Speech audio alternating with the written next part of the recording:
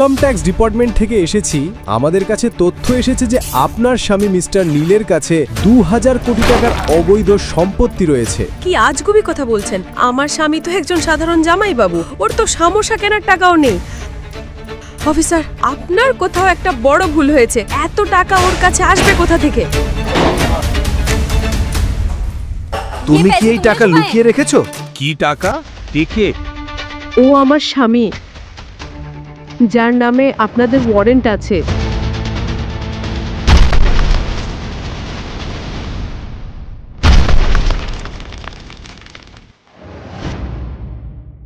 আমি আপনার সামনে হাত জোড় করে বলছি, দয়া করে অদ্রিতাকে বিয়ে করুন। আপনাকে আমাকে এটা প্রতিশ্রুতি দিতে হবে যে বিয়ের পর 3 বছর আপনি শ্বশুর বাড়িতে লিভ ইন জামাই হিসেবে থাকবেন।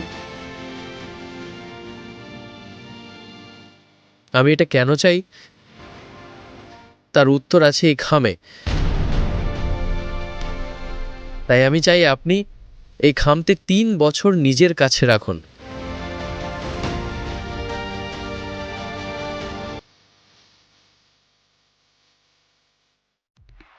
অদ্রিতা, তুমি কখন এলে? এখনই এলাম। আমি তো অনেকক্ষণ ধরে তোমার জন্য অপেক্ষা করছিলাম, আর তুমি তো দারুণ লাগছো। তুমি কি খাচ্ছ? ওয়াইন, আগের মতোই। চিয়ার্স।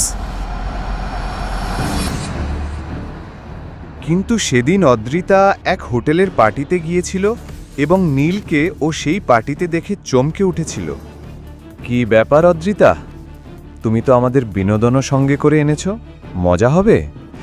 তোমার অলস আর অশিক্ষিত স্বামী